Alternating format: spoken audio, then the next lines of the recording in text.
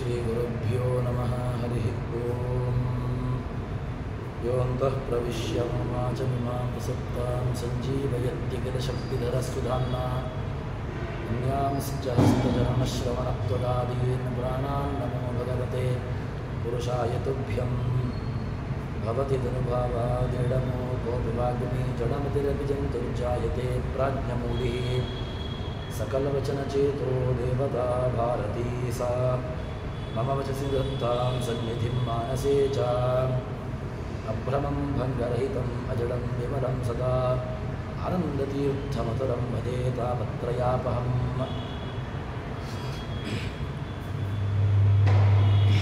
पूज्याय राघवेन्द्राय सद्धर्मरताय च भजतां कल्पवृक्षाय नमतां कामधेनवे ब्रह्मचर्य हरिप्रीतिसुविद्यावादशालिनः इष्टदान् कष्टहर्तॄन्नः विद्यामान्यान्मीन् नमः श्रीगुरुभ्यो नमः हरिः ओम् ಭಗವಂತ ಭಕ್ತರನ್ನು ಅನುಸರಿಸಿಕೊಂಡು ಬರ್ತಾನೆ ಎಂಬಂತಹ ವಿಚಾರವನ್ನು ಜಗನ್ನಾಥದಾಸರು ತಮ್ಮ ಪದ್ಯದಲ್ಲಿ ತಿಳಿಸಿಕೊಟ್ಟರು. ಎಲ್ಲಿರ್ತಾನೆ ಅಂತ ಕೇಳಿದರೆ ಘನಮಹಿಮ ಗಾಂಗೇಯನುತ ಗಾಯನವ ಕೇಳುತ್ತ ಗಗನಚರ ವಾಹನ ದಿವೌಕಸರೊಡನೆ ಅವನು ದೇವತೆಗಳೊಡನೆ ಕೂಡಿಕೊಂಡು ದೇವತೆಗಳ ಜೊತೆಗಿದ್ದುಕೊಂಡು ತಾನು ಆ ಭಕ್ತರ ಮನೆಯಲ್ಲಿ ತಾನಿರ್ತಾನೆ ಎಂಬ ವಿಚಾರವನ್ನು ಜಗನ್ನಾಥದಾಸರು ತಿಳಿಸಿಕೊಟ್ಟರು. ಇದಾದ ಮೇಲೆ ಮುಂದೆ ಹೇಳ್ತಾರೆ,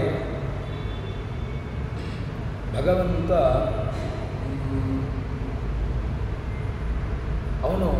ಅವನ ಕರುಣೆ ಎಂಥದ್ದು, ಭಗವಂತನ ಕರುಣೆಯ ವಿಚಾರವನ್ನು ಉಪನಿಷತ್ತು ಯಾರು ಜಗನ್ನಾಥದಾಸರು ತೆರೆದಿಡ್ತಾರೆ. ಭಗವಂತ ಎಷ್ಟು ಕರುಣಾಳು ಅಂತ ಕೇಳಿದರೆ ಅದನ್ನು ಪ್ರಸಿದ್ಧವಾಗಿ ನಾವೆಲ್ಲರೂ ಕೂಡ ಹೇಳತಕ್ಕಂತಹ ಪದ್ಯದಲ್ಲಿ ಜಗನ್ನಾಥದಾಸರು ಹೇಳಿದ್ದಾರೆ. ಇದು ಜಗನ್ನಾಥದಾಸರ ಕೃತಿ. ಜಗನ್ನಾಥದಾಸರು ಹರಿಕಥಾಮೃತ ಸಾರದಲ್ಲಿ ಭಗವಂತನ ಕಾರುಣ್ಯವನ್ನು ನಮ್ಮ ಮುಂದೆ ತೆರೆದಿಡ್ತಾ ಇದ್ದಾರೆ. ಹೇಗೆ ಅಂತ ಕೇಳಿದರೆ, ಮಲಗಿ ಪರಮಾದರಲ್ಲಿ ಪಾಡಲು ಕುಳಿತು ಕೇಳುವ, ಕುಳಿತು ಪಾಡಲು ನಿಲ್ಲುವ, ನಿಂತರೆ ನಲಿವ, ನಲಿದರೆ ಉಳಿವ ನಿಮಗೆಂಬ ಸುಲಭನು ಹರಿ ತನ್ನವರನು ಅರೆಗಳಿಗೆ ಬಿಟ್ಟಗಲನು ಪ್ರಮಾದವ ನೊಲಿಸಲರಿಯದೆ ಪಾಮರರು ಬಳಲುವರು ಭವದೊಳಗೆ ಎಂಬುದಾಗಿ ಜಗನ್ನಾಥದಾಸರು ತಮ್ಮ ಆ ಭಗವಂತನ ಕರುಣೆಯನ್ನು, ಅವನ ಕರುಣಾ ಸಮುದ್ರದ ಒಂದು ವ್ಯವಸ್ಥೆಯನ್ನು ನಮ್ಮ ಮುಂದೆ ಹೇಳ್ತಾರೆ. ಎಂಥವನು ಭಗವಂತ, ಹೇಗಿದ್ದಾನೆ ಅಂತಂದರೆ ಅದನ್ನು ಹೇಳ್ತಾರೆ. ಮಲಗಿ ಪರಮಾದರದಿ ಪಾಡಲು, ಭಗವಂತನನ್ನು ಹೇಗಾದರೂ ಮಾಡಿ ಭಗವಂತನನ್ನು ಸ್ತೋತ್ರ ಮಾಡಲೇಬೇಕು. ಇದು ನಮಗೆ ಉಪನಿಷತ್ತುಗಳು ಅದೇ ರೀತಿಯಾಗಿ ಎಲ್ಲ ಶಾಸ್ತ್ರಗಳು ಕೊಟ್ಟಿರತಕ್ಕಂತಹ ನಿಯಮ. ಭಗವಂತ ಸ್ಮರ್ತವ್ಯ ಸದಂ ವಿಷ್ಣು ವಿಸ್ಮರ್ತವ್ಯೋ ನ ಜಾತು ಚಿತ್. ಯಾವ ಕಾಲಕ್ಕೂ ಕೂಡ ಏನೇ ಸಂಕಟ ಬಂದರೂ ಕೂಡ ಯಾವ ಕಾಲಕ್ಕೂ ಕೂಡ ಭಗವಂತನ ವಿಸ್ಮರಣೆ ಎಂಬುದು ಆಗಲೇಬಾರದು ಅಂತ ಹೇಳ್ತಾರೆ. ಹೀಗೆ ಅದನ್ನು ಅಷ್ಟು ಮಹತ್ವವನ್ನು ಕೊಟ್ಟಿರತಕ್ಕಂತಹದ್ದು. ಭಗವಂತನನ್ನು ಸ್ತೋತ್ರ ಮಾಡಬೇಕು. ಹೇಗೆ ಮಾಡಬೇಕು ಅಂತ ಕೇಳಿದಾಗ, ದೇಹದಲ್ಲಿ ಸಾಮರ್ಥ್ಯ ಇಲ್ಲ ಅಂತಾದರೆ ಮಲಗಿ ಪರಮಾದರದಿ ಮಾಡಲು, ಭಗವಂತನನ್ನು ನಾವು ಅನಾರೋಗ್ಯ ಅಸೌಖ್ಯವಿದೆ, ಆದ್ದರಿಂದಾಗಿ ಭಗವಂತನನ್ನು ಹೇಗೆ ನಾನು ಸ್ತೋತ್ರ ಮಾಡುವುದು ಅಂತ ಹೇಳಿದರೆ, ನಿನಗೆ ಶಾಸ್ತ್ರ ಕೊಟ್ಟಿರತಕ್ಕಂತಹ ನಿಯಮ ಹೇಗೆ ಹೇಳಿದರೆ, ನೀನು ಮಲಗಿಯಾದರೂ ಕೂಡ ಭಗವಂತನನ್ನು ಸ್ತೋತ್ರ ಮಾಡು. ಜ್ಞಾನಿಗಳು ಮಲಗಿಯೂ ಕೂಡ ಭಗವಂತನನ್ನು ಸ್ತೋತ್ರ ಮಾಡಿದ್ದಿದೆ.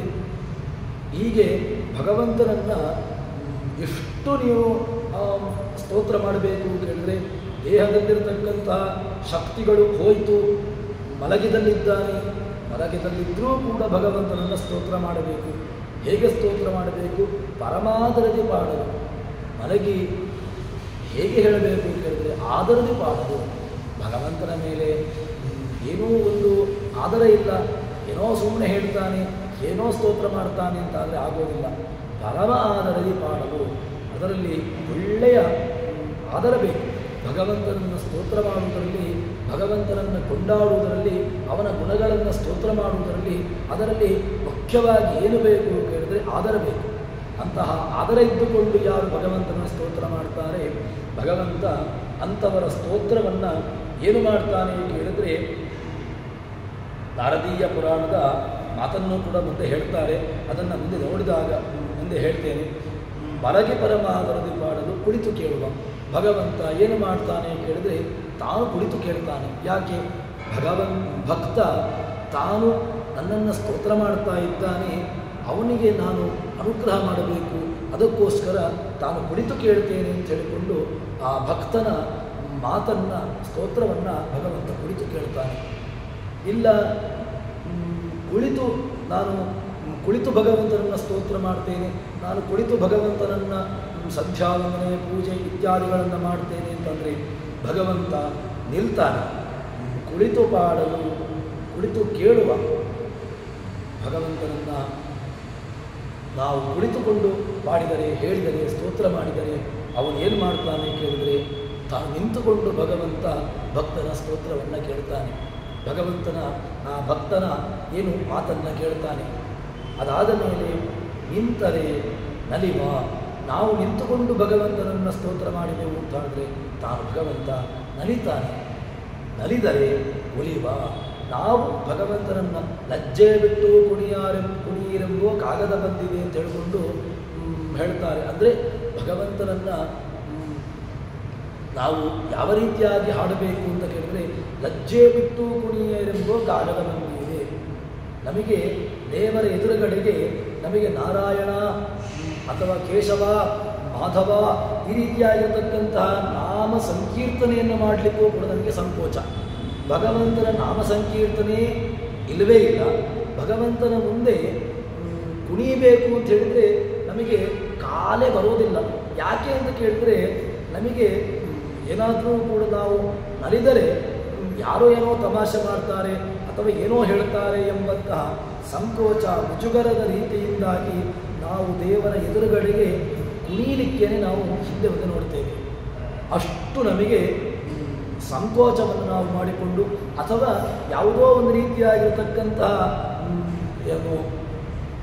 ರೀತಿಯಾಗಿರತಕ್ಕಂತಹ ಔದಾಸೀನ್ಯಕ್ಕೆ ಒಳಗಾಗಿ ನಾವು ದೇವರ ಎದುರುಗಡೆಗೆ ನಮ್ಮ ಕಾಲನ್ನು ಕುಣಿಯಲಿಕ್ಕೂ ಕೂಡ ನಾವು ಉಪಯೋಗಿಸಿಕೊಳ್ಳೋದಿಲ್ಲ. ಆದರೆ ಹೇಳ್ತಾರೆ, ದಾಸರು ಹೇಳ್ತಾರೆ, ನಲಿದರೆ ಒಲಿವ, ನಾವು ಭಗವಂತನ ಎದುರುಗಡೆಗೆ ನಲಿದೆವು ಅಂತ ಹೇಳಿದರೆ ಲಜ್ಜೆ ಬಿಟ್ಟು ಕುಣಿಯಿರೆಂಬು, ನಮಗೆ ಲಜ್ಜೆಯನ್ನು ಬಿಡಬೇಕು. ನಮ್ಮಲ್ಲಿರತಕ್ಕಂತಹ ಏನು ಆ ಸಂಕೋಚವೋ ನಾಚಿಕೆಯ ಸ್ವಭಾವವೋ ಭಗವಂತನ ಎದುರುಗಡೆಗೆ ಬಿಟ್ಟು ಭಗವಂತನನ್ನು ಕೇಶವ, ನಾರಾಯಣ, ಮಾಧವ, ಗೋವಿಂದ, ವಿಷ್ಣು ಅಂತ ಹೇಳಿಕೊಂಡು ಭಗವಂತನನ್ನು ನಾವು ಸ್ತೋತ್ರ ಮಾಡಿದೆವು, ಭಗವಂತನನ್ನು ಕರೆದೆವು ಅಂತಂದರೆ ಭಗವಂತ ನಮಗೆ ನಿಶ್ಚಿತವಾಗಿಯೂ ಕೂಡ ನಮಗೆ ಒಲಿತಾನೆ ಅಂತ ಹೇಳ್ತಾರೆ. ನಲಿದರೆ ಒಲಿವೆ ನಾ ನಿಮಗೆಂಬ, ನಾವು ನಲಿದೆವು ಅಂತಾದರೆ ಭಗವಂತ ನಮಗೆ ಒಲಿಯುತ್ತಾನೆ ಅಂತ ಹೇಳ್ತಾರೆ. ಯಾಕೆ ಅಂತಂದರೆ ಭಗವಂತನ ಕಾರುಣ್ಯ ಅಂತಹದ್ದಪ್ಪ. ಭಗವಂತ ನಮಗೋಸ್ಕರ ತಾನು ಎಷ್ಟೂ ಬೇಕಾದರೂ ಕೂಡ ತಮ್ಮನ್ನು ತಾನು ಕೆಳಕ್ಕೆ ಬರಲಿಕ್ಕೆ ಸಿದ್ಧನಿದ್ದಾನೆ. ಯಾರಿಗೆ? ಯಾರು ಭಗವಂತನ ಒಳ್ಳೆಯ ಅಂತರಂಗ ಭಕ್ತರಿದ್ದಾರೋ ಅವರಿಗೋಸ್ಕರ ಭಗವಂತ ತಾನು ಒಳ್ಳೆಯ ರೀತಿಯಲ್ಲಿರತಕ್ಕಂಥ ಅನುಗ್ರಹವನ್ನು ಮಾಡ್ತಾನೆ, ಅವನ ಕಾರುಣ್ಯವನ್ನು ತೋರಿಸ್ತಾನೆ. ಮತ್ತು ಸುಲಭನೋ ಹರಿ, ಭಗವಂತನನ್ನು ಕಾಣಲಿಕ್ಕೆ ಕಷ್ಟ ಇದೆ ಇಲ್ಲ. ಸುಲಭನೋ ಹರಿ, ಭಗವಂತ ಸುಲಭದಲ್ಲಿದ್ದಾನೆ, ಸುಲಭದಲ್ಲಿ ಸಿಗುತ್ತಾನೆ. ಆದರೆ ತನ್ನವರನು ಅರೆಗಳಿಗೆ ಬಿಟ್ಟಗಲನು. ತನ್ನವರು ಅಂತ ಯಾರು ತನ್ನವರು ಅಂತ ಎಂಬುದಾಗಿ ಭಗವಂತ ವರ್ಣನೆ ಮಾಡಿದ್ದಾನೆ. ಭಗವಂತ ಅವರನ್ನು ಯಾವ ಕಾಲಕ್ಕೂ ಕೂಡ ಬಿಡೋದಿಲ್ಲ. ಅರೆಗಳಿಗೆ ಬಿಟ್ಟಗಲನು, ಅರೆಗಳಿಗೆ ಒಂದು ಕ್ಷಣವೂ ಕೂಡ ಬಿಡೋದಿಲ್ಲ. ಅವನು ಏನು ಮಾಡ್ತಾನೆ ಅಂತಂದರೆ ಅರೆಗಳಿಗೆ ಬಿಟ್ಟಗಲನು, ಪ್ರಮಾದವನನ್ನು ಒಲಿಸು ನರಿಯದೆ. ನಾವು ಭಗವಂತನನ್ನು ಒಲಿಸಲಿಕ್ಕೆ ಬೇಕಾಗಿರತಕ್ಕಂತಹ ಒಂದು ರೀತಿಯನ್ನು ನಾವು ಮರೆತು ಬಿಟ್ಟಿದ್ದೇವೆ.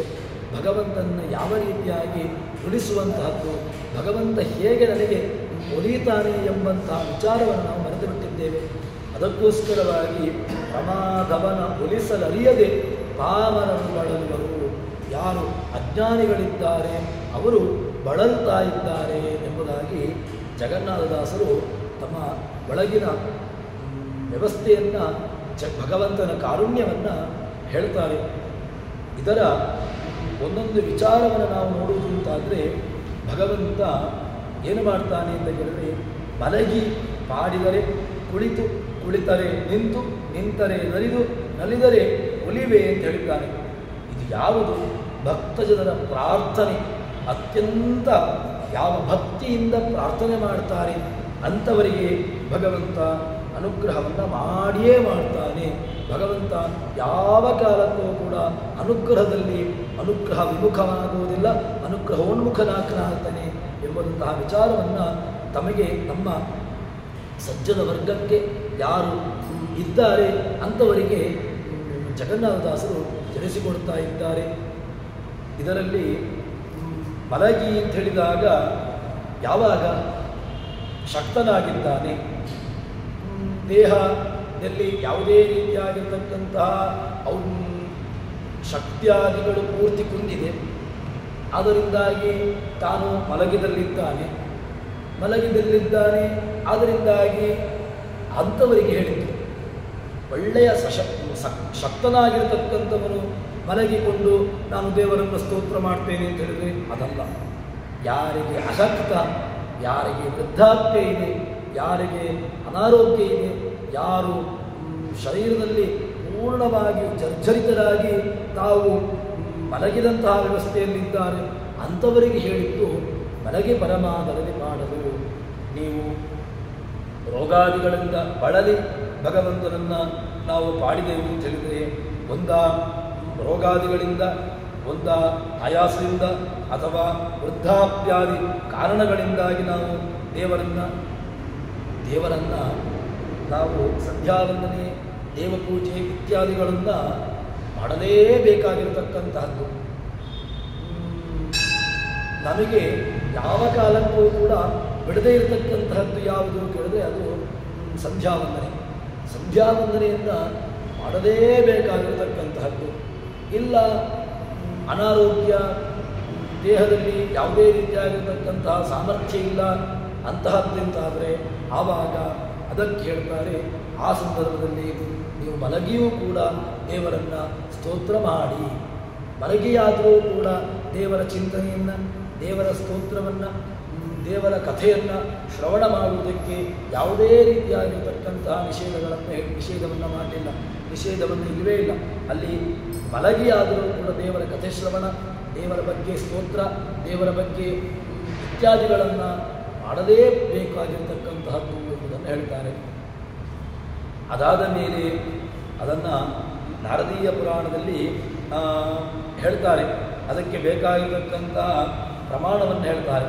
ಯಹ ಸ್ವಪಂ ಸ್ತುಷಯನೇ ಹರಿಂ ಚಿಂತಯತೆ ನರಃ ಸಹ ಕೀರ್ತನಂ ತಸ್ಯ ಸಂತಿಷ್ಠನ್ ಶೃಣುತೆ ಮುದಾ ಯಸ್ತಿಷ್ಠನ್ ಕೀರ್ತಯೇ ದೇವಂ ಭಕ್ತ್ಯಾ ಯುಕ್ತೋ ನರೋತ್ತಮಃ ಸ್ವಯಮುತ್ಥಾಯ ದೇವೇಶೋ ಭಕ್ತಶ್ಚ ಶೃಣುತೆ ಸ್ತವಂ ಯಸ್ ಸಮುತ್ಥಾಯ ಮತಿಮಾನ್ ಜಗದಾಧಾರಮೀಶ್ವರಂ ಕೀರ್ತಯೇ ದಿವಶೋ ಗೀರ್ಭಿಃ ಮಹಾಭಕ್ತಿ ಸಮನ್ವಿತಃ ಸಹ ರಿಶ್ನುತೆ ಸ್ತೋತ್ರಂ ನೃತ್ಯಮಾನೋತಿ ಹರ್ಷಿತಃ ಯಪ್ಪಮಾ ನೃತ್ಯಮಾನಸ್ಸನ್ ವಿರಜ್ಜೋ ಗೀಯತೆ ಮುದ್ಯತಿ ಸಹ ರಿಪರಮಪ್ರೀತೋ ಪ್ರತ್ಯಕ್ಷೋ ಭವತಿ ಧ್ರುವಂ. ನಾರದೀಯ ಪುರಾಣದ ಏಕಾದಶಿ ಮಾಹಾತ್ಮ್ಯ ವಿಚಾರದಲ್ಲಿ ಭಗವಂತನ ಈ ಏನು ಮಲಗೆ ಪರಮಾದರದಿ ಪಾಡಲು ಎಂಬ ವಿಚಾರವನ್ನು, ಅದೇ ವಿಚಾರವನ್ನು ನಾರದೀಯ ಪುರಾಣ ನಮಗೆ ತೋರಿಸಿಕೊಟ್ಟಿದೆ.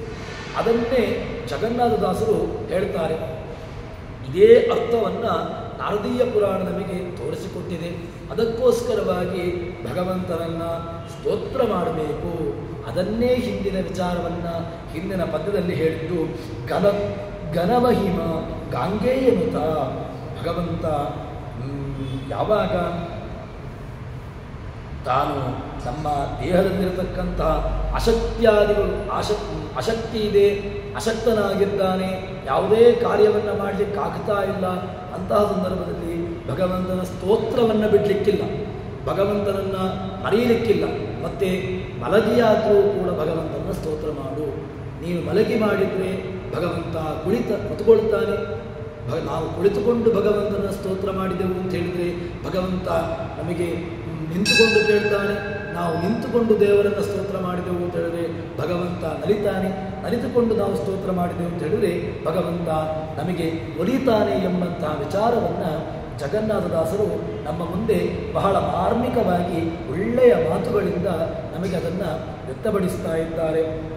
ಹೀಗೆ ಭಗವಂತನನ್ನು ಸ್ತೋತ್ರವನ್ನು ಮಾಡಲಿಕ್ಕೆ ಬೇಕಾಗಿರತಕ್ಕಂತಹ ಎಲ್ಲ ಜಪಾದಿಗಳನ್ನು ಮಾಡುವಾಗ ಕೃಷ್ಣ ಭಗವದ್ಗೀತೆಯಲ್ಲಿ ಹೇಳಿದ್ದಾರಲ್ವ, ಹೇಗೆ ಮಾಡಬೇಕು ಜಪವನ್ನು ಮಾಡಲಿಕ್ಕೆ ಎಲ್ಲ ನಿಯಮವನ್ನು ಹೇಳಿದ್ದಾನೆ.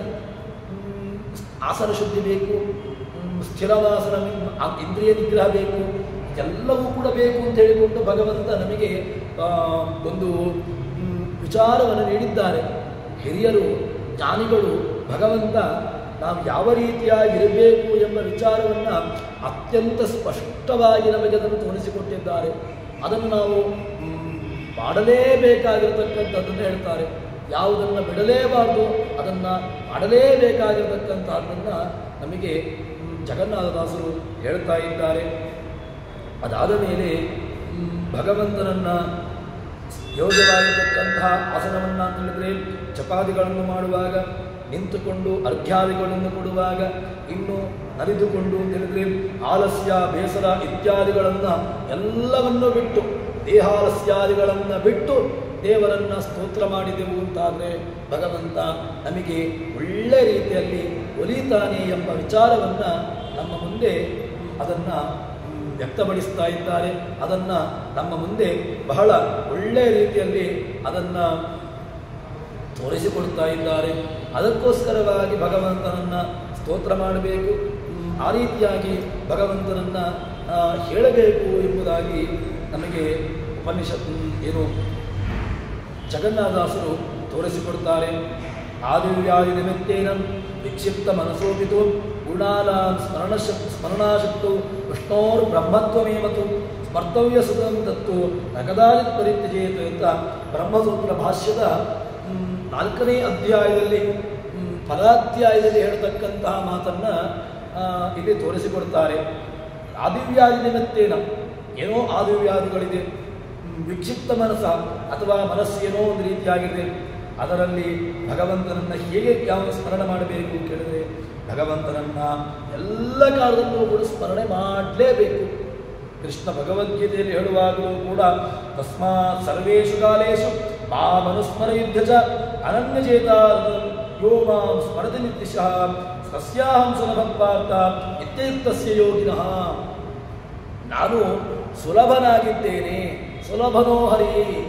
ಭಗವಂತನನ್ನು ಕಾಣಲಿಕ್ಕಾಗುವುದಿಲ್ಲ, ಭಗವಂತ ಕಾಣಿಸಿಕೊಳ್ಳುವುದಿಲ್ಲ, ಭಗವಂತನನ್ನು ಕಾಣುವ ಬಗೆ ಹೇಗೆ ಹೇಳ್ತಾನೆ.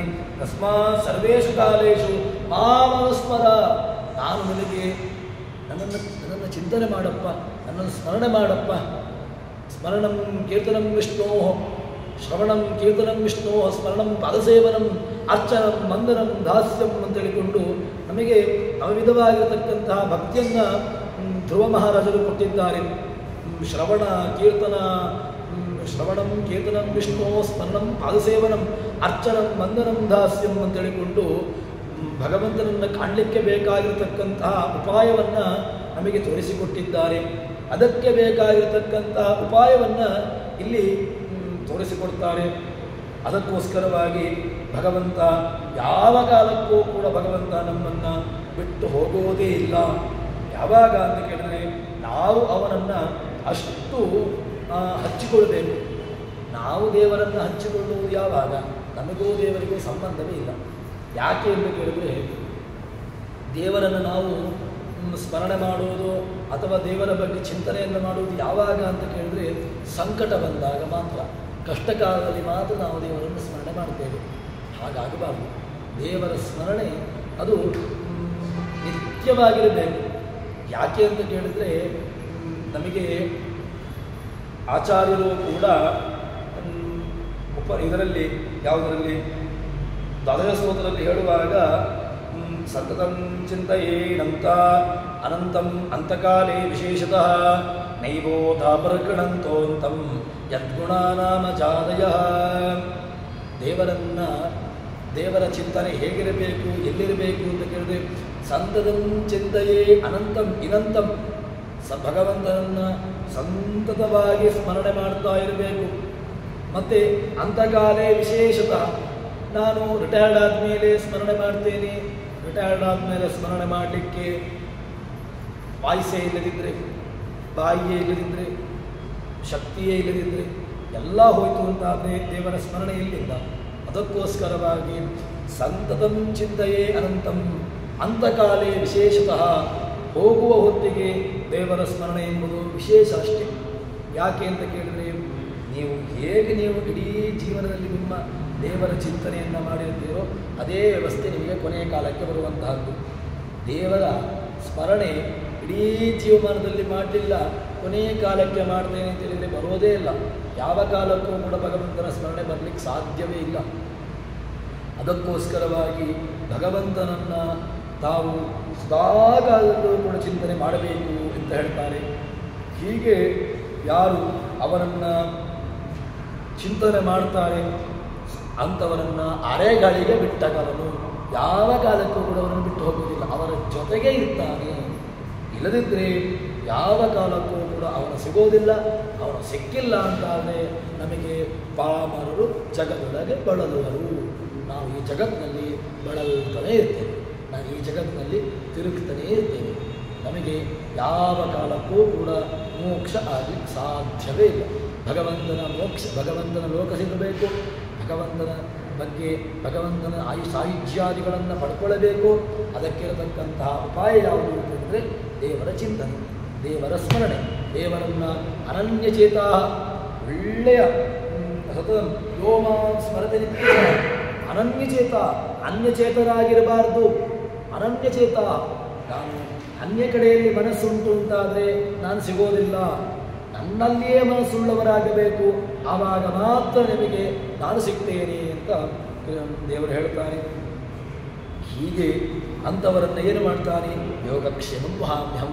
ಅಂಥವರ ಯೋಗವನ್ನು, ಅಂತಹವರ ಕ್ಷೇಮವನ್ನು ನಾನು ನೋಡಿಕೊಡ್ತೇನೆ. ಯಾರ ಯೋಗ, ಯಾರ ಕ್ಷೇಮ ಅಂತ ಕೇಳಿದ್ರೆ, ಯಾರು ನನ್ನನ್ನು ಯಾವ ಕಾಲಕ್ಕೂ ಕೂಡ ಮರೆಯಲಿಲ್ಲ, ಯಾರು ನನ್ನನ್ನು ಯಾವ ಕಾಲಕ್ಕೂ ಕೂಡ ಸ್ಮರಣೆ ಮಾಡುವುದನ್ನು ಬಿಟ್ಟಿಲ್ಲ, ಅಂಥವರ ಯೋಗ, ಅಂಥವರ ಕ್ಷೇಮವನ್ನು ನಾನು ನೋಡಿಕೊಳ್ತೇನೆ ಅಂತ ಕೃಷ್ಣ ಹೇಳ್ತಾನೆ. ಹೀಗೆ ಮಲಗಿ ಪಾಡಿದರೆ ಕುಳಿತು ಕೇಳುವನು, ಕುಳಿತು ಪಾಡಿದರೆ ನಿಂತು ಕೇಳುವನು, ನಿಂತು ಪಾಡಿದರೆ ನಲಿದು ಕೇಳುವನು, ನಲಿದು ಪಾಡಿದರೆ ಸ್ವರ್ಗ ಸೂರ್ಯಬಿಟ್ಟೆ ಎಂಬ ಪುರಂದರ ವಿಠಲ. ಪುರಂದರದಾಸರು ಕೂಡ ಇದಕ್ಕೆ ಬೇಕಾಗಿರತಕ್ಕಂತಹ ಮಾತನ್ನು ನಮಗೆ ತಿಳಿಸಿಕೊಡ್ತಾರೆ. ಜಗನ್ನಾಥದಾಸರು ಕೂಡ ಇದೇ ವಿಚಾರವನ್ನು ಹೇಳಿದ್ದಾರೆ. ಭಗವಂತನನ್ನು ಆನಂದೋದ್ರೇಕ, ಭಗವಂತನ ಬಗ್ಗೆ ನಲಿಯುವುದು ಅಂತ ಹೇಳಿದರೆ ಆನಂದಾತಿಶಯದಿಂದ ಆಗಿ ಭಗವಂತನ ಉತ್ಸವಾದಿಗಳಲ್ಲಿ ಆನಂದ ಅತಿಶಯವಾಗಿ ಭಗವಂತನನ್ನು ನಾವು ಭಗವಂತನ ಎದುರುಗಡೆ ಕುಣಿಯಬೇಕು. ಆಗ ನಾವು ಕುಣಿದೆವು ಅಂತಾದರೆ ಆವಾಗ ನಮಗ ಭಗವಂತ ಒಲಿಯುತ್ತಾನೆ ಎಂಬಂತಹ ವಿಚಾರವನ್ನು ಜಗನ್ನಾಥದಾಸರು ನಮಗೆ ಹೇಳ್ತಾರೆ. ಇದೇ ಭಗವಂತನ ಬಗ್ಗೆ ನಮಗೆ ಯಾಕೆ ಮುಜುಗರ ಸಂಕೋಚ ಅಂತ ಕೇಳಿದರೆ, ದೇವರ ಎದುರುಗಡೆಗೆ ನಾವು ನಮಗೆ ಕಿಜ್ಜೆ ಕಟ್ಟಿ ಕುಣಿಯರೆಂಬು ಕಾಗದ ಬಂದಿದೆ. ನಮ್ಮ ಪುರಂದರ ವಿಠಲ ತಾನೇ ಬರೆದ ಕಾಗದ ಬಂದಿದೆ. ಭಗವಂತನೇ ಪುರಂದರ ವಿಠಲನು ನಮಗೆ ಏನು ಹೇಳ್ತಾನೆ? ಇದು ಏನು ನಿಯಮ ಅಂತ ಹೇಳಿದ್ರೆ, ದೇವರನ್ನು ಸ್ಮರಣೆ ಮಾಡಿ ದೇವರ ಎದುರುಗಡೆಗೆ ಲಜ್ಜೆ ಬಿಟ್ಟು ಕುಣಿಯಿರಿ. ದೇವರ ಎದುರುಗಡೆ ಮುಜುಗರ ಸಂಕೋಚ ಯಾವುದೂ ಬೇಡ. ಅದನ್ನು ನೀವು ಯಾವಾಗ ನಾವು ಈ ರೀತಿಯಾಗಿ ಇರ್ತೇವೆಯೋ ಆವಾಗ ನಮಗೆ ಭಗವಂತ ಒಲಿಯುತ್ತಾನೆ ಅಂತ ಎಂಬಂತಹ ವಿಚಾರವನ್ನು ನಮಗೆ ಹೇಳ್ತಾರೆ. ಈ ರೀತಿಯಾಗಿ ಅನಿತ್ಯ ಸಂಬಂಧಯುತ ಮಿತ್ರಾದ್ಯ ಯುಗ ನಿತ್ಯ ಯುದ್ಧಿ ಅಂತ ಭಾಗವತ ತಾತ್ಪರ್ಯ ನಿರ್ಣಯದ ಮಾತನ್ನು ಹೇಳ್ತಾರೆ. ನಮಗೆ ಭಗವಂತನ ಬಗ್ಗೆ, ಭಗವಂತನನ್ನು ನೋಡಬೇಕು, ಭಗವಂತನನ್ನು ಕಾಣಬೇಕು ಅಂತಾದರೆ ಅದಕ್ಕೆ ಇರತಕ್ಕಂತಹ ಒಂದೇ ಒಂದು ಮಾರ್ಗ, ಒಂದೇ ಒಂದು ಉಪಾಯ ಯಾವುದು ಕೇಳಿದರೆ ಕೇವಲ ಭಗವಂತನ ಸ್ಮರಣೆ ಎಂಬುದಾಗಿ ನಮ್ಮ ಜಗನ್ನಾಥದಾಸರು ಇದನ್ನು ನಮ್ಮ ಮುಂದೆ ವ್ಯಕ್ತಪಡಿಸ್ತಾರೆ. ಅದಾದ ಮೇಲೆ ಮುಂದೆ ಭಗವಂತನ ಫಲ ಹೇಗೆ ಕೊಡ್ತಾನೆ, ಭಗವಂತ ಫಲ ಕೊಡ್ತಾನೆ, ಭಗವಂತನ ಫಲ ಕೊಡುವಂತಹ ವಿಚಾರಗಳು ಹೇಗೆ ಅಂತ ಕೇಳಿದರೆ ಅದನ್ನು ಜಗನ್ನಾಥದಾಸರು ನಮ್ಮ ಮುಂದೆ ಹೇಳ್ತಾರೆ. ಮನದೊಳಗೆ ತಾನಿದ್ದು ಮನವೆಂದೆನಿಸಿಕೊಂಬನು, ಮನದ ವೃತ್ತಿಗಳನುಸರಿಸಿ ಭೋಗಗಳೀವನು. ತ್ರಿವಿಧ ಚೇತನಕ್ಕೆ ಮನವನಿತ್ತರೆ ತನ್ನ ನೀವನು, ತನುವ ದಂಡಿಸಿ ದಿನ ದಿನದಿ ಸಾಧನವ ಮಾಳ್ಪರಿಗೆ ಇತ್ತವನು ಸ್ವರ್ಗಾದಿ ಭೋಗಗಳ. ಭಗವಂತ ಅನುಗ್ರಹವನ್ನು ಮಾಡ್ತಾನೆ. ಯಾರಿಗೆ ಅನುಗ್ರಹವನ್ನು ಮಾಡ್ತಾನೆ? ನಮಗೂ ದೇವರಿಗೂ ಸಂಬಂಧ ಅದು ಯಾವುದೋ ಒಂದು ವಾರ್ಷಿಕ, ಯಾವುದೋ ಒಂದು ವ್ಯವಸ್ಥೆಯಲ್ಲಿ ಮಾತ್ರ, ಯಾವುದೋ ಒಂದು ವಿಶೇಷ ಸಂದರ್ಭದಲ್ಲಿ ನಮಗೂ ದೇವರಿಗೂ ಸಂಬಂಧ. ಹಾಗಾದರೆ ಭಗವಂತ ಯಾವ ಕಾಲಕ್ಕೂ ಕೂಡ ನಮಗೆ ಅನುಗ್ರಹವನ್ನು ಮಾಡುವುದೇ ಇಲ್ಲ. ನಮಗೆ ಭಗವಂತನ ಅನುಗ್ರಹ ಆಗಬೇಕು, ನಮಗೆ ದೇವರ ಅನುಗ್ರಹವಾಗುವುದು ಯಾವಾಗ ಅಂತ ಕೇಳಿದರೆ, ಹೇಗೆ ಎಂದು ಕೇಳಿದರೆ, ಅದಕ್ಕೆ ಜಗನ್ನಾಥದಾಸರು ಹೇಳ್ತಾರೆ, ಮನದೊಳಗೆ ತಾನಿದ್ದು ಮನವೆಂದೆನಿಸಿಕೊಳ್ಳುವನು. ಭಗವಂತ ಯಃಪಮಾನಸ್ಸನ್ ವಿಲಜ್ಜೋ ಗಾಯತೆ ಯದಿ ಸಹರಿಪರಮಪ್ರೇತೋ ಪ್ರತ್ಯಕ್ಷೋ ಭವತಿ ಧ್ರುವಂ. ಯಃಪಮಾನ್ ನೃತ್ಯಮಾನಸ್ಸನ್, ಯಹ ಪುಮಾನ್ ನೃತ್ಯಮಾನಃ, ಯಾರು ಭಗವಂತ, ಯಾರು ಮನುಷ್ಯ, ಯಾವ ಜೀವರಾಶಿ ನೃತ್ಯಮಾನಸ್ಸನ್ ಭಗವಂತನ ಎದುರುಗಡೆಗೆ ನೃತ್ಯವನ್ನು ಮಾಡ್ತಾನೆ, ಗಾಯನವನ್ನು ಮಾಡ್ತಾನೆ. ವಿಲಜ್ಜೋ ಗಾಯತೆ ಯದಿ, ಲಜ್ಜೆಯನ್ನು ಬಿಟ್ಟು, ವಿಲಜ್ಜ ತಾನು ಯಾವುದೇ ರೀತಿಯಾಗಿರತಕ್ಕಂತಹ ಲಜ್ಜೆಯನ್ನು ಇಟ್ಟುಕೊಳ್ಳದೆ ಯಾರು ಗಾಯತೆ, ಯಾರು ನೃತ್ಯತೆ, ಸಹರಿ ಪರಮಪ್ರೀತ, ಅಂಥವರಿಗೆ ಭಗವಂತ ಪರಮಪ್ರೀತನಾಗ್ತಾನೆ. ಅಂಥವರಿಗೆ ಭಗವಂತ ತನ್ನನ್ನು ತಾನು ಅರ್ಪಿಸಿಕೊಳ್ಳುತ್ತಾನೆ. ಪ್ರತ್ಯಕ್ಷೋ ಭವತಿ ಧ್ರುವಂ, ತಾನೇ ಪ್ರತ್ಯಕ್ಷನಾಗ್ತಾನೆ ಎಂಬಂತಹ ಮಾತನ್ನು ಉಪನಿಷತ್ತು ಹೇಳ್ತದೆ.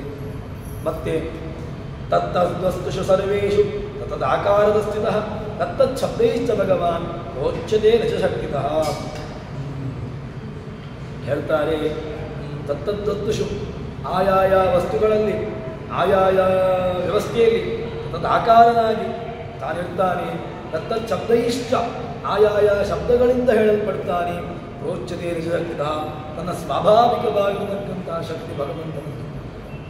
ಯಾವುದೇ ಒಂದು ಆಧಾರದಿಂದಾಗಿ, ಯಾವುದೋ ಶಕ್ತಿ ಆಧಾರದಿಂದಾಗಿ ಆಗುವಂತಹದ್ದು ನಿಜಶಕ್ತಿ ಅಲ್ಲ. ಯಾವುದೋ ಒಂದು ಬಾಹ್ಯವಾಗಿರತಕ್ಕಂಥ ಒಂದು ವಸ್ತು ಅದು ಹೋಯಿತು ಅಂತಾದರೆ ಅದು ಹೊರಗಿನ ಶಕ್ತಿಯಿಂದಾಗಿ ಹೋದದ್ದು ಅಂತಾಗ್ತದೆ. ಮತ್ತು ಸ್ವಾಭಾವಿಕ ಸಹಜ ಶಕ್ತಿಯಿಂದಾಗಿ ಯಾವುದೋ ಒಂದು ಆಯಿತು ಅಂತಾದರೆ ಅದು ಶಕ್ತಿ, ಸಹಜ ಶಕ್ತಿ. ಆದರೆ ಇದು ಇರುವಂತಹದ್ದು ಭಗವಂತನಲ್ಲಿ ಮಾತ್ರ. ಉಳಿದ ಯಾವ ಪದಾರ್ಥಗಳಲ್ಲಿಯೂ ಕೂಡ ಸ್ವಾಭಾವಿಕವಾದ ಶಕ್ತಿಯಿಂದ ಉಳಿದದ್ದೆಲ್ಲವೂ ಕೂಡ ಆಧಾರ ಶಕ್ತಿ. ಅದನ್ನು ನಮಗೆ ಹೇಳ್ತಾರೆ. ಭಗವಂತ ಏನು ಮಾಡ್ತಾನೆ? ಮನದೊಳಗೆ ತಾನಿದ್ದು ಮನವೆಂದರಿಸಿಕೊಂಬುವನು. ತಾನು ಮನದೊಳಗಿದ್ದುಕೊಂಡು ಮನಾಧರಿಸಿಕೊಳ್ತಾನೆ. ಮತ್ತು ಮನದ ವೃತ್ತಿಗಳನ್ನು ಸಲ್ಲಿಸಿ, ಮನಸ್ಸಿರತಕ್ಕಂತಹ ವೃತ್ತಿ ವ್ಯಾಪಾರಗಳನ್ನು ಅನುಸರಿಸಿಕೊಂಡು ಏನು ಮಾಡ್ತಾನೆ ಅಂತ ಕೇಳಿದ್ರೆ, ಅವನು ಸಾತ್ವಿಕ, ರಾಜಸ, ತಾಮಸ ರೀತಿಯಾಗಿರತಕ್ಕಂತಹ 3 ವಿಧ ಚೇತನರಿದ್ದಾರೆ. ಸಾತ್ವಿಕ ಚೇತನ, ರಾಜಸ ಚೇತನ, ಅದೇ ರೀತಿಯಾಗಿ ತಾಮಸ ಚೇತನ ಅಂತ. ಅಂತಹ 3 ಜನರಿಗೂ ಕೂಡ 3 ವಿಧವಾಗಿರತಕ್ಕಂತಹ ಅನುಗ್ರಹವನ್ನು ಭಗವಂತ ಮಾಡ್ತಾನೆ. ಇದನ್ನು 3 ತ್ರಿವಿಧ ಚೇತನಿಗೆ ಭೋಗಗಳನ್ನು ನೀಡ್ತಾನೆ. ಮನವನಿತ್ತರೆ ತನ್ನ ನೀವನು. ನೀನು ದೇವರಿಗೆ ಏನು ಕೊಡಬೇಕಪ್ಪ ಅಂತ ಕೇಳಿದ್ರೆ, ಮನಸ್ಸನ್ನು ಒಂದು ಕೊಡು. ತನ್ನನ್ನು ತಾನೇ ಅರ್ಪಿಸಿಕೊಳ್ತಾನೆ. ಮನವನೆತ್ತರೆ ತನ್ನ ನೀವನು. ದೇವರು ನಮಗೆ ನಮ್ಮ ಹತ್ರ ಕೇಳಿದ್ದು ಏನೂ ಇಲ್ಲ. ದೇವರು ನಮ್ಮ ಹತ್ರ ಕೇಳುವಂತಹದ್ದು ಒಂದೇ ಒಂದು, ನಿನ್ನ ಮನಸ್ಸು ಕೊಡಪ್ಪ. ನಾವು ದೇವರಿಗೆ ಹೇಳ್ತೇವೆ, ನಾನು ಅದನ್ನು ಒಂದು ಬಿಟ್ಟು ಮತ್ತೆಲ್ಲವನ್ನೂ ಕೊಡ್ತೇನೆ ಅಂತ ಹೇಳ್ತೇವೆ. ದೇವರು ಹೇಳ್ತಾನೆ, ನೀನು ಅದೊಂದು ಬಿಟ್ಟು ನನಗೆ ಏನೂ ಕೊಡಬೇಡ, ನನಗೆ ನಿನ್ನ ಮನಸ್ಸನ್ನು ಕೊಡು, ನಾನು ನಿನ್ನ ಜೊತೆಗೆ ಬರ್ತೇನೆ. ನಮಗೂ ದೇವರಿಗೂ ವ್ಯತ್ಯಾಸ ಇಷ್ಟೇ. ದೇವರು ಕೇಳಿದ್ದು ಮನಸ್ಸು, ನಾವು ದೇವರಿಗೆ ಮನಸ್ಸನ್ನು ಕೊಡೋದಿಲ್ಲ. ನಾವು ದೇವರಿಗೆ ಹೇಳ್ತೇವೆ, ನನ್ನ ಹತ್ರ ಸಂಪತ್ತಿದೆ, ಬಂಗಾರ ಇದೆ, ಸೈಟ್ ಇದೆ, ಮನೆ ಇದೆ, ಅದನ್ನು ಕೊಡ್ತೇನೆ. ಇಲ್ಲ, ನನಗದು ಯಾವುದೂ ಬೇಡ. ನನಗೆ ಬೇಕಾದ್ದು ಯಾವುದು? ತನ್ನನಿತ್ತರೆ ಮನವನೀವನು, ಮನವನಿತ್ತರೆ ತನ್ನ ನೀವನು. ಮನಸ್ಸು ಕೊಡು, ನಿನಗೆ ನಾನು ನಿನ್ನ ಜೊತೆಗೆ ಇರ್ತೇನೆ ಅಂತ ಹೇಳ್ತಾರೆ. ತನುವ ದಂಡಿಸಿ, ಈ ಸಾಧನಾ ಶರೀರ ಭಗವಂತ ನಮಗೆ ಈ ದೇಹವನ್ನು ಕೊಟ್ಟಿದ್ದಾನೆ. ದೇಹವನ್ನು ಕೊಟ್ಟದ್ದು ಯಾಕೆ ಅಂತ ಕೇಳಿದರೆ, ತಯೋಭುಕ್ತ ಸ್ರಗ್ಗಂಧ ವಾಸೋಲಂಕಾರ್ಜರ್ಚಿತ ಉಚ್ಚಿಷ್ಟ ಭೋಜನೋ ದಾಸಾಸ್ತವಮಾಯಾಂ ಜಯೇಮಿ. ನಾನು ದೇವರ ಮಾಯೆಯನ್ನು ಜಯಿಸಬೇಕು ಅಂತಾದರೆ ಅದಕ್ಕಿರತಕ್ಕಂತಹ ಮಾರ್ಗ ಯಾವುದು ಅಂತ ಕೇಳಿದ್ರೆ ಒಂದೇ ಒಂದು ಏನೋ ಉಚ್ಚಿಷ್ಟ ಭೋಜನೋದಾಸಾತವಮಾಯಾಂ ಜಯೇಮಿ. ನನಗೆ ಬೇಕಾದ್ದು ಏನೂ ಇಲ್ಲ. ವಾಸೋಲಂಕಾರ ರಚಿತ ಈ ದೇಹಾದಿಗಳನ್ನು ಭಗವಂತ ಕೊಟ್ಟಿರತಕ್ಕಂತಹ ಏನೆಲ್ಲ ಅಲಂಕಾರ ವಸ್ತುಗಳಿದೆ ಅದರಲ್ಲಿ ಅಲಂಕಾರ ಮಾಡಿಕೊ ಸಾಕು. ಏನು ಕೊಟ್ಟಿದ್ದಾನೆ? ಗೋಪಿಚಂದನಾದಿಗಳು, ಏಕಾದಶ್ಯಾದಿ ವ್ರತಗಳು, ವಿಷ್ಣು ಪಂಚಕ ಭೀಷ್ಮ ಪಂಚಕಾದಿ ವ್ರತಗಳನ್ನು ಮಾಡಿದ್ದಾನೆ. ಅದನ್ನು ಮಾಡಿತು ಅಂತಾದರೆ ಭಗವಂತ ಏನು ಮಾಡ್ತಾನೆ? ಸಹಜವಾಗಿ ನಾನು ಭಗವಂತ ನಮಗೆ ಸಿಗ್ತಾನೆ. ಇದನ್ನು ಬಿಟ್ಟು ಬೇರೆ ಏನೂ ಕೂಡ ಭಗವಂತನಿಗೆ ಬೇಕಾಗಿಲ್ಲ. ತನ್ನನಿತ್ತರೆ ಮನವ ನೀವನು ಭಗವಂತ ಹೇಳ್ತಾ ಇರತಕ್ಕಂತಹದ್ದು. ಮನವನಿತ್ತರೆ ತನ್ನ ನೀವನು, ನೀನು ನನಗೆ ಬೇಕಾದ್ದು ಬೇರೆ ಏನೂ ಬೇಡ. ನನಗೆ ಮನಸ್ಸನ್ನು ಕೊಡು, ನಾನು ನಿನ್ನ ಜೊತೆಗೆ ಬರ್ತೇನೆ. ಮತ್ತೆ ತನುವ ದಂಡಿಸಿ ದಿನದಿ ಈ ತನುವನ್ನು ದಂಡಿಸಬೇಕಪ್ಪ. ಹೇಗೆ ದಂಡಿಸೋದು ಅಂತ ಕೇಳಿದ್ರೆ ಇದಕ್ಕೆ ಹೊಡೆದ್ರೆ ಪ್ರಯೋಜನ ಇಲ್ಲ. ದಂಡಿಸಲಿಕ್ಕೆ ಇರತಕ್ಕಂಥ ಸುಲಭವಾಗಿರತಕ್ಕಂತಹ ದಂಡನೆಯ ಮಾರ್ಗ ಇದೆ. ಭಗವಂತನ ತೀರ್ಥಕ್ಷೇತ್ರಕ್ಕೆ ಸಂಚಾರ, ಭಗವಂತನಿಗೋಸ್ಕರವಾಗಿ ಪ್ರದಕ್ಷಿಣೆ, ಭಗವಂತನಿಗೋಸ್ಕರವಾಗಿ ಉಪವಾಸಾದಿಗಳು, ಭಗವಂತನಿಗೋಸ್ಕರವಾಗಿ ಏನು ಮಾಡುವಂತಹದ್ದು ನಮಗೆ ಕೊಟ್ಟಿರತಕ್ಕಂತಹ ಭೀಷ್ಮ ಪಂಚಕ ವಿಷ್ಣು ಪಂಚಕಾದಿ ವ್ರತಗಳಿದೆ, ಅದನ್ನು ಮಾಡ್ಬೋದಲ್ವ? ಇದೆಲ್ಲವನ್ನು ಬೇಡ, ಯಾವುದೂ ಇಲ್ಲ ಅಂತಾದರೆ ಭಗವಂತನ ಬಗ್ಗೆ ಅದಕ್ಕೋಸ್ಕರ ಇರತಕ್ಕಂಥದ್ದು ಒಂದೇ ಒಂದು, ಅದು ಯಾವುದು ಅಂತಂದರೆ ನಮಗೆ ಮನವನಿತ್ತರೆ ತನುವ ದಂಡಿಸಿ ಈ ತನುವನ್ನು ದಂಡನೆ ಮಾಡು. ಯಾವ ರೀತಿಯಾಗಿ ದಂಡನೆ ಮಾಡು ಅಂತ ಹೇಳಿದರೆ ಸಾತ್ವಿಕವಾಗಿರತಕ್ಕಂತಹ ದಂಡನೆ. ಏಕಾದಶ್ಯಾದಿ ವ್ರತಗಳಿದೆ, ಅದೇ ರೀತಿಯಾಗಿ ವಿಷ್ಣು ಪಂಚಕ ಭೀಷ್ಮ ಪಂಚಕಾದಿ ವ್ರತಗಳಿದೆ. ಇದನ್ನೆಲ್ಲ ಮಾಡಿದು ಅಂತಾದರೆ ಸಹಜವಾಗಿರತಕ್ಕಂತಹ ದಂಡನೆ ಆಯಿತು, ಸಾತ್ವಿಕವಾಗಿರತಕ್ಕಂತಹ ದಂಡನೆ ಆಯಿತು. ಅದನ್ನು ಮಾಡಿಕೊಂಡು ನಮಗೆ ದಂಡಿಸಿ ದಿನದನಿದಿ ಸಾಧನವ ಮಾಡ್ಪರಿಗೆ, ಯಾರು ಸಾಧನಾ ಮಾರ್ಗದಲ್ಲಿ ಹೋಗ್ತಾರೆ ಅಂಥವರಿಗೆ ಭಗವಂತ ಏನು ಮಾಡ್ತಾನೆ? ಸ್ವರ್ಗಾದಿ ಭೋಗಗಳನ್ನು ಕೊಡ್ತಾನೆ. ನಮಗೆ 11 ಇಂದ್ರಿಯಗಳಿದೆ. ಯಾವುದು ಅಂತ ಕೇಳಿದ್ರೆ 5 ಪಂಚಜ್ಞಾನೇಂದ್ರಿಯಗಳು, ಪಂಚಕರ್ಮೇಂದ್ರಿಯಗಳು, ಶಬ್ದ ಸ್ಪರ್ಶ ರೂಪ ರಸ ಗಂಧ. ಈ 5 ಇಂದ್ರಿಯಗಳಿಗೆ 5 ವಿಷಯಗಳು, 5 ವಿಷಯಗಳನ್ನು ಸ್ವೀಕಾರ ಮಾಡತಕ್ಕಂತಹ 5 ಇಂದ್ರಿಯಗಳು ಯಾವುದು? ಶಬ್ದ ಕಿವಿ, ಶ್ರವಣೇಂದ್ರಿಯ, ಸ್ಪರ್ಶ ತ್ವಗಿಂದ್ರಿಯ, ಸ್ಪರ್ಶ ಶಬ್ದ ಸ್ಪರ್ಶ ರೂಪ ಚಕ್ಷುರಿಂದ್ರಿಯ, ರಸ ವಾಗೀಂದ್ರಿಯ, ಶಬ್ದ ಸ್ಪರ್ಶ ರೂಪರಸ ಗಂಧ ಘ್ರಾಣೇಂದ್ರಿಯ. ಹೀಗೆ 5 ಇಂದ್ರಿಯಗಳು, ಶಬ್ದ ಸ್ಪರ್ಶ ರೂಪರಸ ಗಂಧ ಆಯಿತು. ಅದಾದಮೇಲೆ ವಾಕ್ ಪಾಣಿ ಪಾದ ಪಾಯು ಉಪಸ್ಥ, ವಾಗೀಂದ್ರಿಯ ಪಾಣಿ ಪಾದ ಪಾಯು ಉಪಸ್ಥ. ಈ 10 5 10 ಆಯ್ತು ಅಲ್ಲಿಗೆ. ಇನ್ನೊಂದು ಅಂತ ಹೇಳಿದರೆ ಮನಸ್ಸು. ಅದನ್ನು ಇಂದ್ರಿಯಾಣ ಮನಶ್ಚಾಸ್ಮಿ, ಭಗವಂತ ಕೃಷ್ಣ ಹೇಳಿರತಕ್ಕಂತಹ ಮಾತು. ನಾನು 11 ಇಂದ್ರಿಯಗಳಲ್ಲಿ ನಾನಿಲ್ಲಿದ್ದೇನೆ ಗೊತ್ತುಂಟ? ಮನಸ್ಸು ಯಾಕೆ ಕೇಳಿದ್ರೆ ಮನ ಏವ ಮನುಷ್ಯಾಣಾಂ ಕಾರಣಂ ಬಂಧ ಮೋಕ್ಷಯೋ. ಕೃಷ್ಣ ಹೇಳಿದ್ದಾನೆ ಭಗವದ್ಗೀತೆಯಲ್ಲಿ. ಕೃಷ್ಣನ ಭಗವದ್ಗೀತೆಯನ್ನು ಒಂದನ್ನು ನಾವು ಇಟ್ಟುಕೊಂಡೆವು ಅಂತ ಹೇಳಿದ್ರೆ ಇಡೀ ನಮಗೆ ಜೀವನದ ಪಾಠಗಳು ಎಲ್ಲವೂ ಸಿಗ್ತದೆ. ಭಗವಂತ ಹೇಳಿರತಕ್ಕಂತಹದ್ದು ಮನೆಯೇವ ಮನುಷ್ಯಾಣಾಂ ಕಾರಣಂ ಬಂಧ ಮೋಕ್ಷಯೋ. ಮನಸ್ಸಿನ ಬಂಧಕ್ಕೆ, ಮನಸ್ಸಿನ ಮೋಕ್ಷಕ್ಕೆ ಬೇರೆ ಯಾವುದೂ ಬೇಡ, ಮನಸ್ಸೇ ಸಾಕು. ಆ ಮನಸ್ಸನ್ನು ಹಿಡಿದಲ್ಲಿಟ್ಟುಕೋ, ಎಲ್ಲವೂ ಸಾಧನ ಆಗ್ತದೆ. ಸಾಧನೆಗೆ ಉದ್ಧರೇದಾತ್ಮನಾತ್ಮಾನಂ ನಾತ್ಮಾನಮವಸಾಧಯೇತ್. ಭಗವಂತನನ್ನು ನಾವು ಯಾವ ರೀತಿಯಾಗಿ ಹೇಳ್ತಾರೆ ಅಂತ ಕೇಳಿದ್ರೆ ಉದ್ಧರೇದ್ ಆತ್ಮನಾತ್ಮಾನಂ, ನಮ್ಮ ಆತ್ಮನನ್ನು ನಾವು ಇನ್ನಷ್ಟು ಅದನ್ನು ಎತ್ತರಗೊಳ್ಳುವಂತೆ ಮಾಡಬೇಕು. ಆತ್ಮಾನ ಅವಸಾಧಯೇತ್, ಅವನನ್ನು ಯಾವ ಕಾಲಕ್ಕೂ ಕೂಡ ಕೆಳಕ್ಕೆ ಹೋಗಿ ಬಿಡಬಾರದು.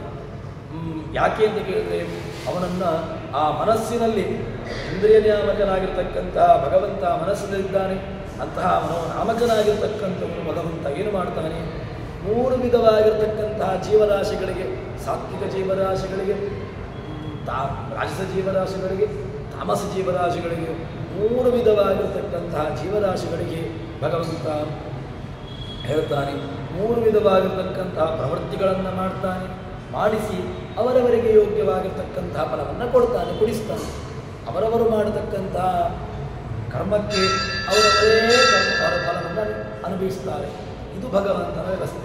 ಭಗವಂತ ಇಷ್ಟು ನಿಯಮವನ್ನು ಯಾಕೆ ಮಾಡಿದ್ದಾನೆ ಕೇಳಿದರೆ, ತಾನು ಅವರಲ್ಲಿ ಇದ್ದುಕೊಂಡು ಆ ಎಲ್ಲ ಕರ್ಮಾಂಗಗಳನ್ನು ಮಾಡಿಸುವಂತಹ ಸಾಮರ್ಥ್ಯ ಅವನಿಗುಂಟು.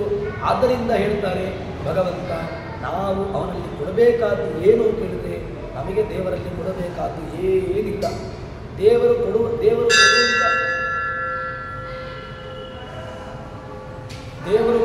ಹೇಳಿದ್ದು, ದೇವರು ಕೊಡುವಂತ ಹೇಳಿದ್ದು ಯಾವುದು ಅಂತ ಕೇಳಿದರೆ ನಮಗೆ ಬೇರೆ ಯಾವುದೂ ಇಲ್ಲ. ದೇವರು ಕೊಡಲಿಕ್ಕೆ ಹೇಳಿದ್ದು ಯಾವುದು ಅಂತ ಕೇಳಿದರೆ,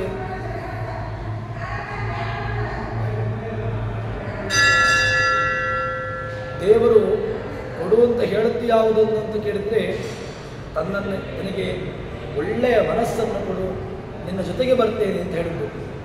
ಅದಕ್ಕೋಸ್ಕರವಾಗಿ ನಾವು ದೇವರಲ್ಲಿ ಏನು ಕೇಳಬೇಕು ಅದನ್ನು ಕೃಷ್ಣ ಭಗವದ್ಗೀತೆಯಲ್ಲಿ ಹೇಳ್ತಾನೆ. ಮನವನಿದ್ದರೆ ತನ್ನನ್ನು ನಾವು ದೇವರಿಗೆ ಮನಸ್ಸನ್ನು ಕೊಟ್ಟೆವು ಅಂತ ಹೇಳಿದರೆ, ಆವಾಗ ಭಗವಂತ ತನ್ನನ್ನೇ ತಾನು ತಮ್ಮ ಮನೆಗೆ ಬಂದು ಬಿಡ್ತಾನೆ. ಹುಲ್ಲ ತರುವರ ಮನೆಗೆ ಹೂವ ತರುವ ದಾಸರುಗಳು ಹೇಳಿಲ್ವೇ? ದಾಸರುಗಳಿಗೆ ಹೇಳಿದಂತಹ ಮಾತನ್ನು ಸ್ವಲ್ಪ ನಾವು ಅನುಸಂಧಾನ ಮಾಡಿಕೊಡಬೇಕು.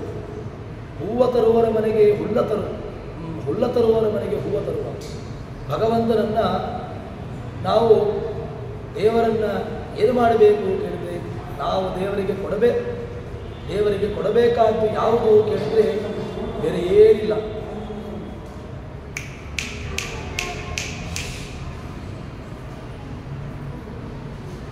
ಭಗವಂತನ ಹತ್ರ ಕೇಳಬೇಕಾದ್ದು ಯಾವುದು ಅಂತ ಕೇಳಿದರೆ ಬೇರೆ ಯಾವುದೂ ಇಲ್ಲ. ಶುದ್ಧವಾಗಿರತಕ್ಕಂತಹ ಅಂತಃಕರಣದಿಂದಾಗಿ ಭಗವಂತನನ್ನು ಬೇಡಿದೆವು ಅಂತ ಹೇಳಿದರೆ ಭಗವಂತ ನಮ್ಮ ಜೊತೆಗೆ ಬರ್ತಾನೆ.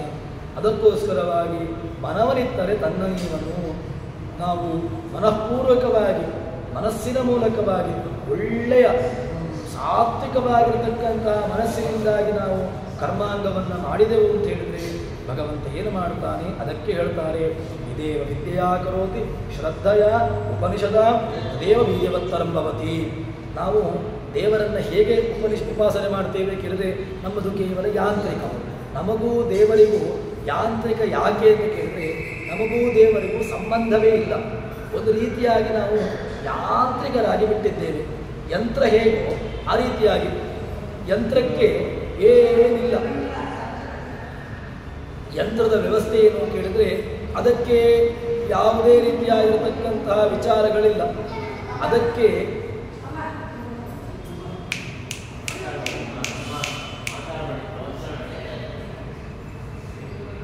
ಯದೇವ ವಿದ್ಯೆಯಾ ಕರೋತಿ ಶ್ರದ್ಧೆಯ ಉಪನಿಷದ ಅಂದರೆ ಏನು ಹೇಳ್ತಾ ಹೇಳಿದ್ದು, ಶ್ರದ್ಧೆಯ ಉಪನಿಷದ ಯದೇವ ವಿದ್ಯೆಯ, ನಮಗೆ ತಿಳ್ಕೊಂಡು ಶ್ರದ್ಧೆಯಿಂದಾಗಿ ನಾವು ದೇವರ ಹತ್ರ ಕೇಳಿದ್ದೇನು, ಯಾವಾಗ ದೇವರಿಗೆ ಬೇಕಾದ್ದು ಬೇರೆ ಏನಿಲ್ಲ. ದೇವರಿಗೆ ಕೊಡಬೇಕಾದ್ದು ಏನು ಕೇಳಿದ್ರೆ ಭಕ್ತಿಯುಕ್ತ ಮಾತ್ರ. ಭಕ್ತಿಯುಕ್ತವಾಗಿರತಕ್ಕಂತಹ ಭಗವಂತ ಕೇಳಿದ್ದು ಯಾವ ಸಂಪತ್ತನ್ನು ಕೇಳಿಲ್ಲ. ಯಾರಿಗೂ ಕೂಡ ನನಗೆ ಹಣ ಕೊಡು, ನನಗೆ ಬಂಗಾರ ಕೊಡು, ನನಗೆ ಅದು ಕೊಡು ಅಂತ ಯಾರೂ ಕೂಡ ಕೇಳಿಲ್ಲ. ಭಗವಂತ ಕೇಳಿದ್ದು ಏನು ಕೇಳಿದರೆ, ನೀನು ಒಳ್ಳೆಯ ಶುದ್ಧವಾಗಿರತಕ್ಕಂತಹ ಭಕ್ತಿ ಅನ್ನೋದನ್ನು ಕೊಡಪ್ಪ, ಅದನ್ನು ಕೊಟ್ಟಿ ಅಂತಾದರೆ ನನಗೆ ಯಾವುದು ಬೇಡ. ಅದಕ್ಕೋಸ್ಕರವಾಗಿ ಶ್ರದ್ಧೆಯ ಉಪನಿಷದ, ಅದನ್ನೇ ಉಪನಿಷತ್ತು ಹೇಳ್ತದೆ, ಇದೇವ ವಿದ್ಯೆಯಾ ಕರೋತಿ. ನೀನು ಯಾವುದೇ ಕರ್ಮವನ್ನು ಮಾಡುವಾಗ ಅದಕ್ಕಿರತಕ್ಕಂತಹದ್ದು ಉಪಾಯ ಯಾವುದು, ಅದಕ್ಕಿರತಕ್ಕಂತಹ ಮಾರ್ಗ ಯಾವುದು ಅಂತ ಕೇಳಿದ್ರೆ ವಿದ್ಯೆಯ ಶ್ರದ್ಧೆಯ ಎರಡೇ ಹೇಳಿದ್ದು. ಶ್ರದ್ಧೆಯಿಂದ ಮಾಡು ಸಾಕು.